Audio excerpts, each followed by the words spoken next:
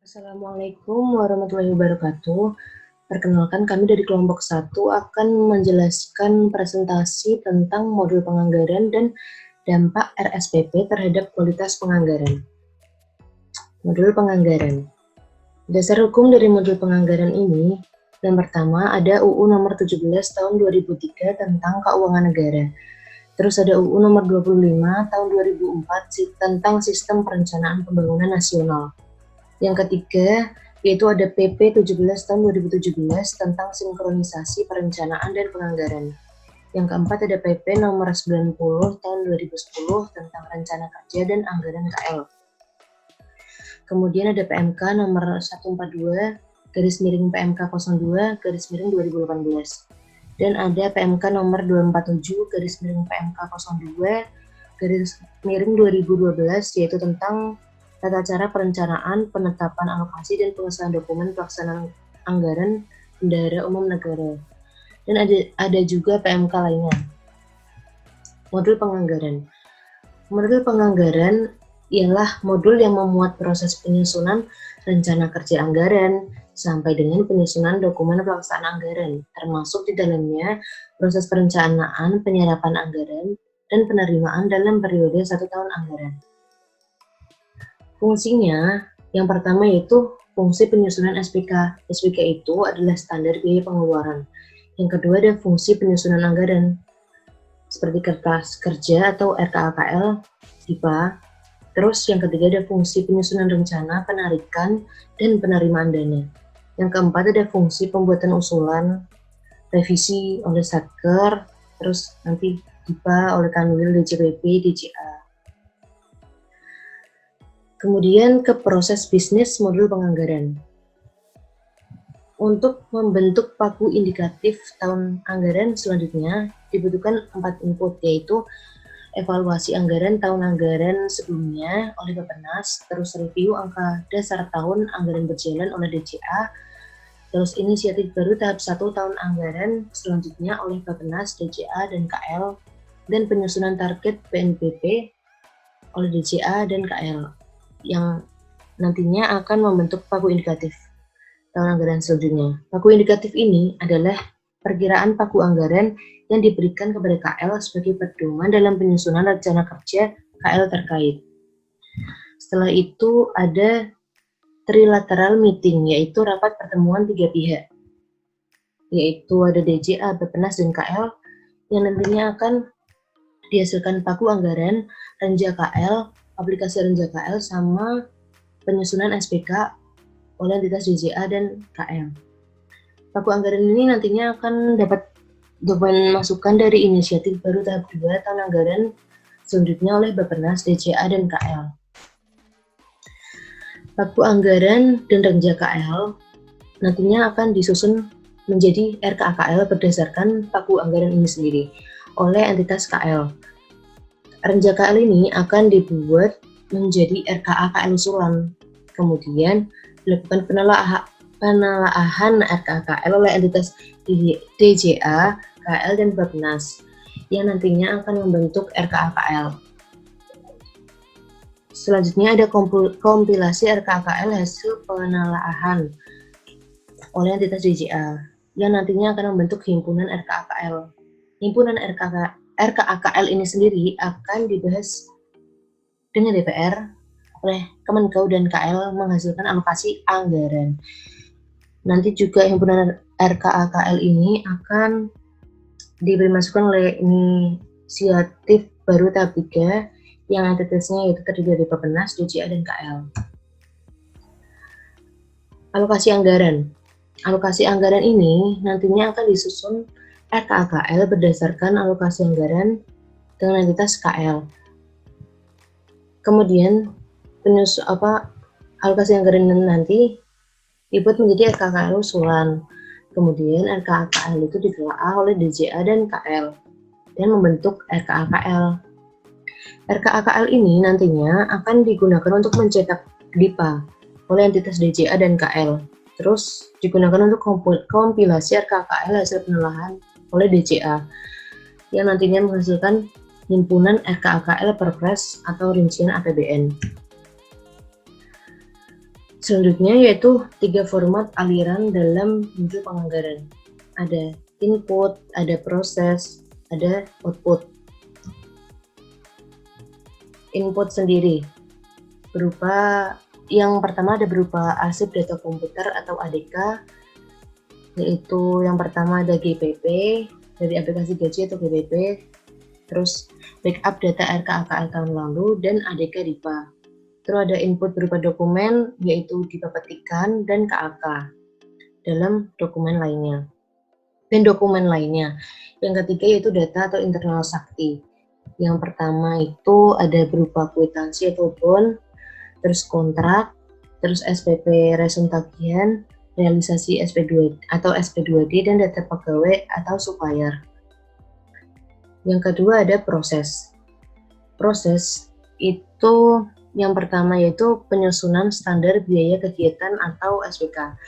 Fungsi dari penyusunan SPK ini sendiri adalah acuan dalam perhitungan kebutuhan anggaran. Langkah penyusunan SPK ini yang pertama ada unit ekselon 1, kementerian dan lembaga mengajukan usulan SPK ke DJA.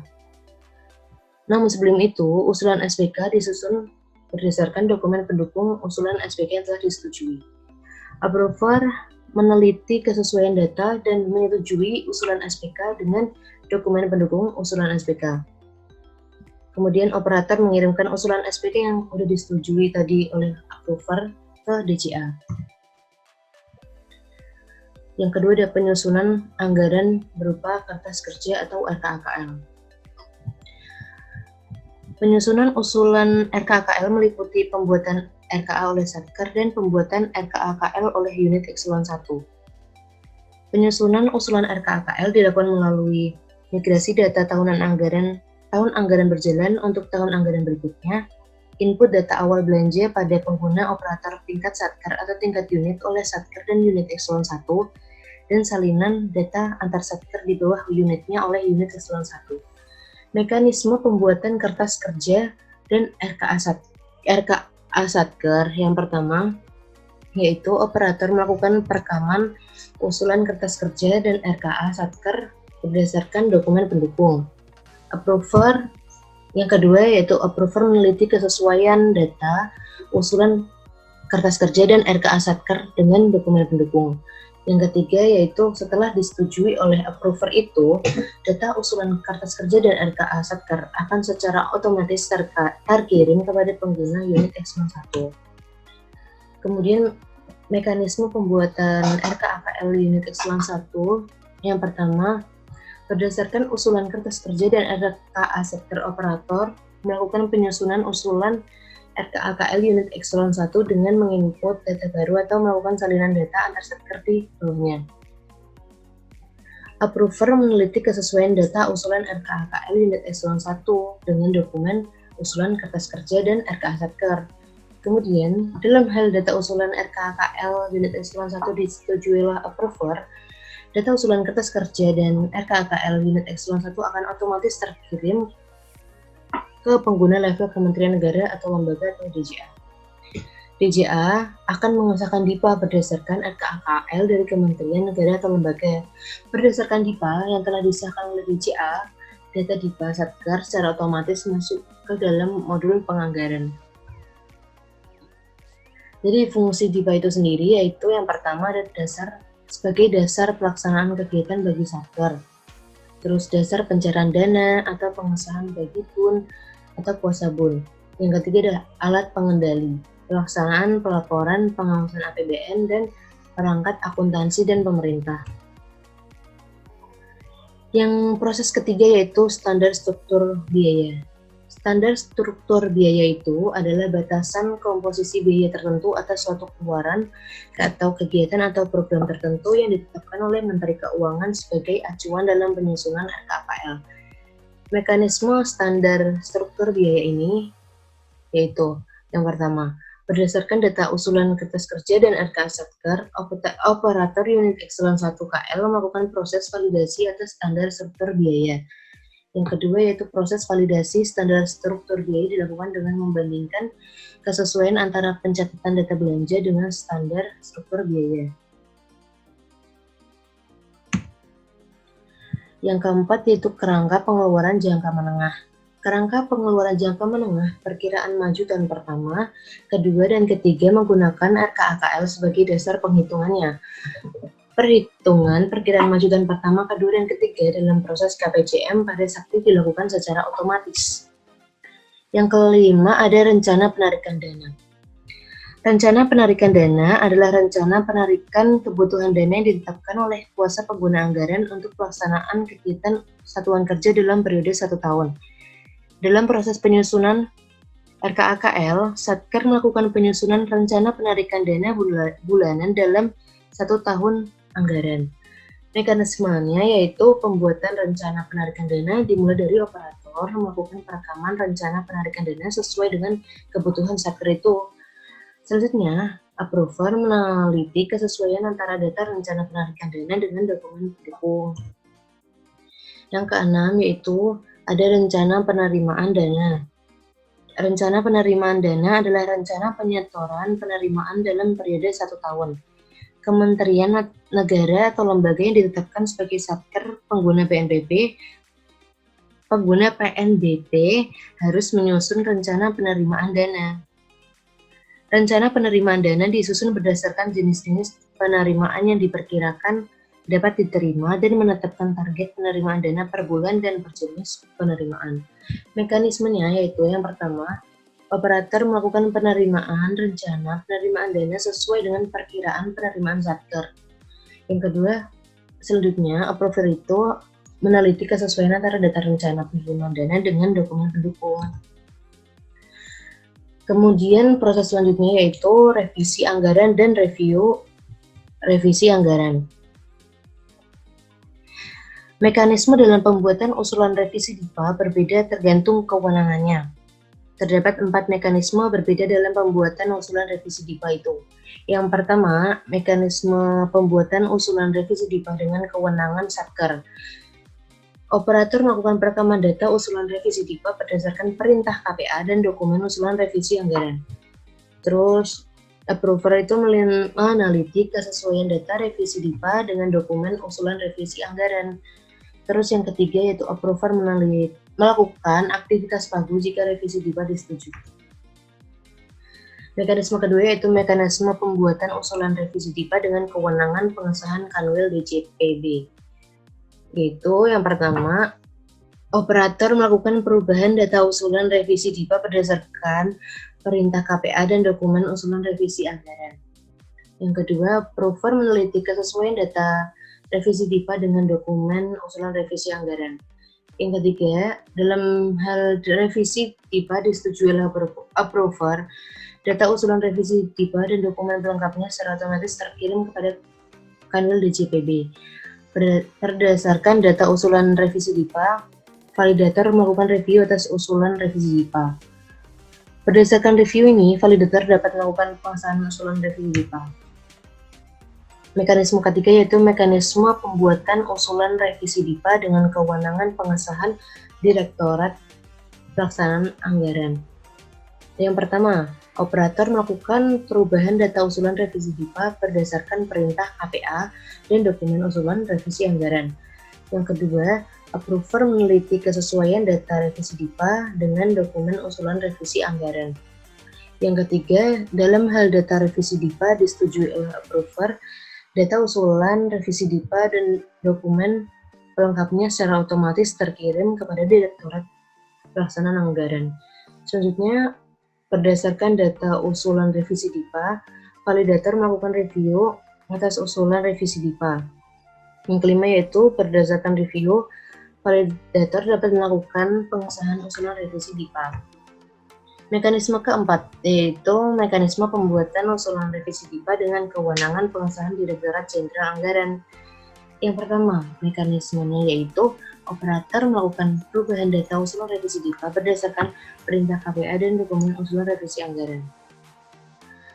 Yang kedua, approver meneliti kesesuaian data revisi DIPA dengan dokumen usulan revisi anggaran. Yang ketiga, dalam hal data revisi DIPA disetujui oleh approver, data usulan revisi DIPA dan dokumen pelengkapnya secara otomatis terkirim ke DJA. Yang keempat, berdasar data usulan revisi DIPA, validator melakukan review atas usulan revisi DIPA. Yang kelima, berdasarkan review, validator dapat melakukan pengesahan usulan revisi DIPA. Yang ketiga yaitu ada output. Output yang berupa ADK, itu ada RKAKL atau DIPA atau POK, dan usulan SBK. Output dalam bentuk dokumen ada yang pertama konsep RKKL, konsep petikan DIPA, dan konsep POK. Output yang ketiga yaitu berupa laporan, ada laporan berupa lampiran RKA Satker, AFP, monitoring DIPA, laporan alokasi anggaran, dan laporan pagu DIPA. Dan output yang keempat yaitu ada data pagu DIPA atau COA. Gambaran aplikasi Sakti, modul penganggaran. Proses penganggaran merupakan proses penyusunan rencana kerja dan anggaran satuan kerja yang nantinya akan disahkan menjadi dokumen pelaksanaan anggaran berupa DIPA atau daftar isian pelaksanaan anggaran tahun anggaran berikutnya. Proses yang ada pada aplikasi Sakti dimulai dari usulan Satker yang nantinya akan disampaikan ke level unit eselon 1 dan selanjutnya disampaikan ke Direktorat Jenderal Anggaran. Kegiatan ini melibatkan dua level user, yaitu operator dan approver atau kuasa pengguna anggaran. Baik itu di level Satker, unit eselon 1 hingga ke DJA. Sekarang kita akan membahas bagaimana pembuatan RKA Satker. Yang pertama, operator melakukan login aplikasi Sakti untuk tahun yang akan datang atau T+1. Kemudian, masuk ke modul penganggaran. Ada 3 cara untuk memulai pembuatan RKA Satker, yaitu yang pertama, konversi data RKAKL dari aplikasi RKAKL bagi Satker yang baru pertama kali menggunakan Sakti. Yang kedua, migrasi data RKAKL tahun sebelumnya bagi Satker yang sudah menggunakan Sakti sebelumnya. Dan yang ketiga, merekam dari awal. Ini bagi Satker yang belum pernah menggunakan. Bagi Satker yang sudah pernah menggunakan aplikasi Sakti, maka proses penyusunan RKAKL dapat melalui menu migrasi RKAKL. Lalu, klik tombol mapping kode untuk melakukan penyesuaian terhadap data tahun sebelumnya dengan data tahun yang akan datang. Selesai, maka klik tombol proses. Selanjutnya, di menu RUH belanja, kemudian klik tombol Satker, klik tombol simpan jika perubahan data belanja sudah selesai dilakukan. Namun, jika ingin mengedit data, maka klik tombol edit di sini. Lalu, setelah selesai melakukan perubahan atau revisi, maka klik kembali tombol simpan di sini. Kemudian setelah ada perubahan data belanja, maka diperlukan validasi. Validasi dilakukan dari level Satker, kemudian menuju ke unit eselon 1, hingga ke level DJA. Validasi dilakukan di level Satker oleh user operator, kemudian divalidasi kembali oleh approver atau kuasa pengguna anggaran. Lalu menuju ke unit eselon 1 yang divalidasi oleh operator Sakti level unit, dan kemudian divalidasi kembali oleh approver level unit. Selanjutnya, menuju ke level DJA, divalidasi oleh operator Sakti level DJA, dan kemudian divalidasi kembali oleh approver level DJA. Setelah dilakukan approval hingga ke level DJA, maka approver level unit melakukan persetujuan dengan melakukan centang pada kolom yang bertanda A di sini, dicentang semua. Lalu, dibuatkan arsip data komputer atau ADK dan dikirimkan ke SPAN melalui menu ADK kirim. Nah, dengan dikirimkannya ADK, maka proses penyusunan RKAKL menggunakan aplikasi Sakti telah selesai. Pengembangan SPAN tersendiri melibatkan 3 unit eselon 1 di lingkungan Kementerian Keuangan, yaitu Direktorat Jenderal Anggaran terkait dengan proses perencanaan anggaran, Direktorat Jenderal Perbendaharaan terkait dengan pelaksanaan anggaran, serta Sekretariat Jenderal melalui Pusat Sistem Informasi dan Teknologi Keuangan atau Pusintek terkait dengan infrastruktur teknologi informasi. Tujuan SPAN itu adalah untuk mendukung tercapainya akuntabilitas pengelolaan keuangan negara dan menciptakan transparansi dalam pengelolaan APBN. Sebenarnya SPAN itu terdiri atas modul-modul yang bisa dikelompok-kelompokkan menjadi 3 proses, yaitu proses perencanaan anggaran, pelaksanaan anggaran, dan proses akuntansi dan pelaporan. Nah, kita lihat modul-modul apa saja yang berperan di masing-masing proses tersebut. Dalam proses perencanaan anggaran, modul penyusunan anggaran lebih berperan. Di proses selanjutnya pelaksanaan anggaran ada 5 modul yang berperan, yaitu modul manajemen DIPA, modul manajemen komitmen, modul manajemen pembayaran, modul penerimaan negara, dan modul manajemen kas. Sedangkan di proses akuntansi dan pelaporan, modul yang berperan itu modul buku besar dan bagan akun standar atau general ledger dan chart of account, serta modul pelaporan atau reporting. Sebagai sebuah sistem, SPAN mengintegrasikan fungsi-fungsi yang terdapat pada penganggaran dan perbendaharaan dalam satu database tunggal. SPAN memiliki beberapa karakteristik, antara lain otomasi secara penuh, mempunyai database yang terpusat, memungkinkan perekaman dan hanya sekali, dan beroperasi dengan menggunakan prosedur yang baku untuk semua proses serta analisisnya. Selanjutnya, kita akan mempelajari hubungan integrasi antar modul anggaran dengan modul-modul yang lain. Kita mulai dari modul pembayaran. Nah, inputnya itu ada informasi DIPA, RDIPA, AFP, POK. Outputnya itu ada informasi realisasi anggaran. Nah, maksudnya itu apa? Maksudnya itu modul anggaran itu membutuhkan realisasi anggaran yang akan didapatkan dari modul pembayaran untuk menyusun baseline dan rencana penarikan dana, sedangkan modul pembayaran itu membutuhkan informasi mengenai DIPA, RDIPA, AFP, dan POK untuk melakukan pembayaran dan pemeriksaan SPM serta dokumen kontrak yang diajukan Satker dalam melakukan pembayaran. Selanjutnya kita masuk ke dalam modul komitmen.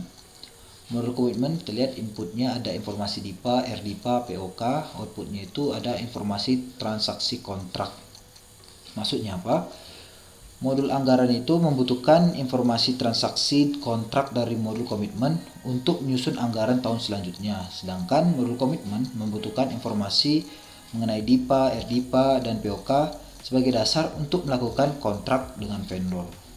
Kita masuk ke modul selanjutnya, yaitu hubungan antara modul anggaran dan modul JLP.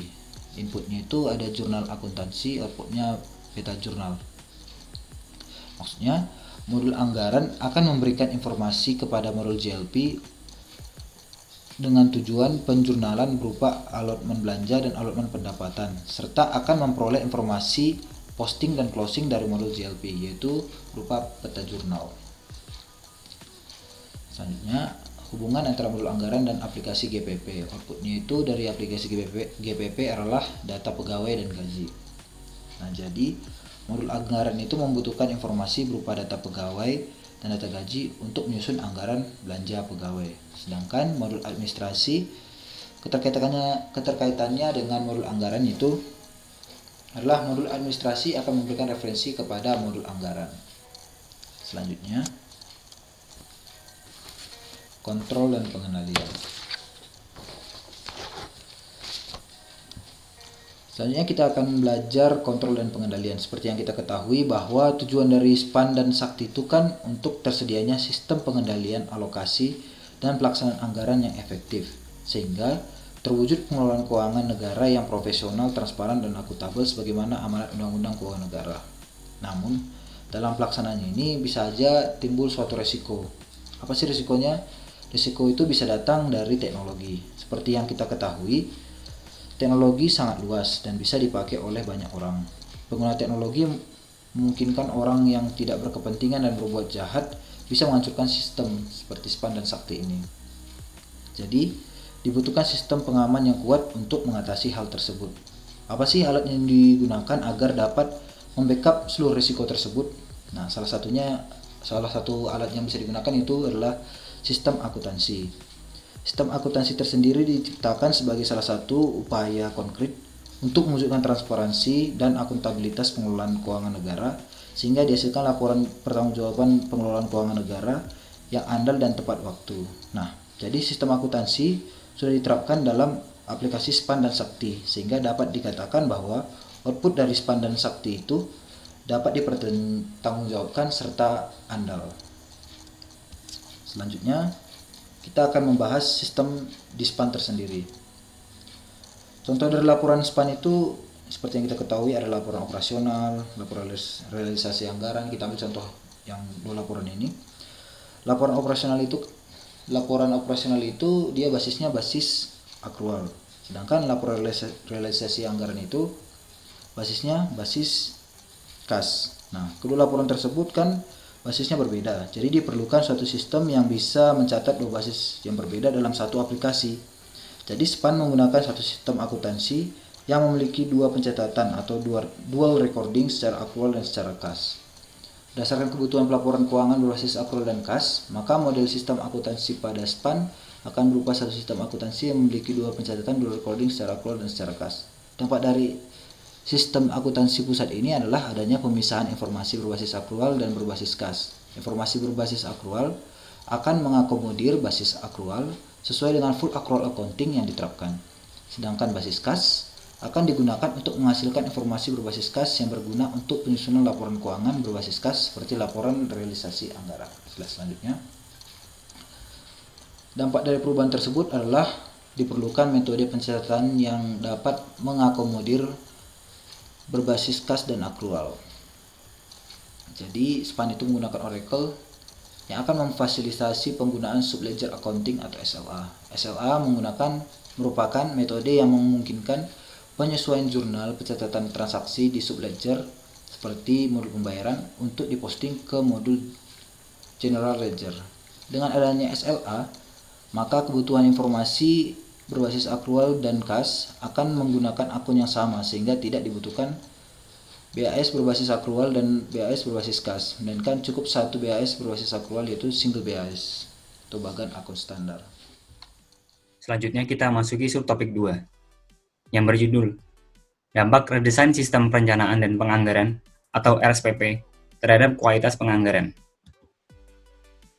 Pagu indikatif tahun anggaran 2021 dan redesain sistem penganggaran merupakan salah satu pilar yang penting dalam rangka menuju kualitas anggaran yang memiliki akuntabilitas, transparansi, serta bukti integritas yang tinggi dalam perencanaan dan pengelolaan anggaran. Redesain sistem penganggaran merupakan bentuk dari desain praktis di mana tiap eselon 1 tidak perlu memiliki seluruh programnya, melainkan hanya mengelola pada program-program terkait tugas dan fungsi utama dari masing-masing eselon 1, serta program dukungan manajemen yang ada. Rancangan skema ini sangat positif agar tugas pokok dari masing-masing unit eselon dapat dikelola secara fokus, efektif, dan akuntabel dengan output sebagai salah satu indikator ukuran kinerja yang telah dilaksanakan.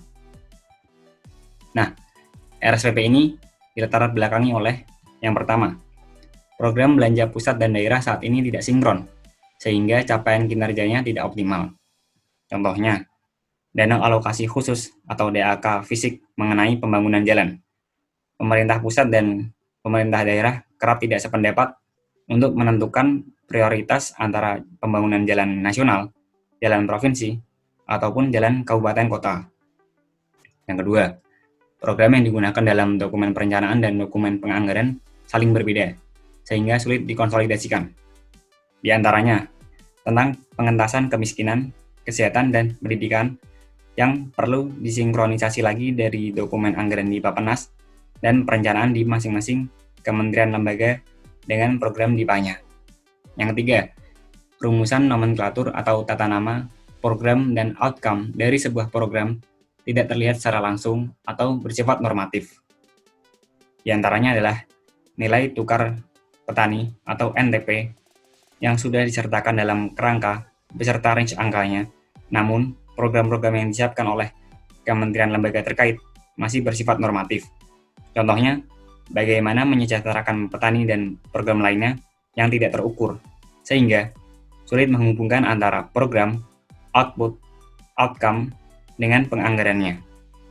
Yang keempat, informasi kinerja pembangunan yang tertuang dalam dokumen perencanaan dan penganggaran sulit dipahami oleh publik.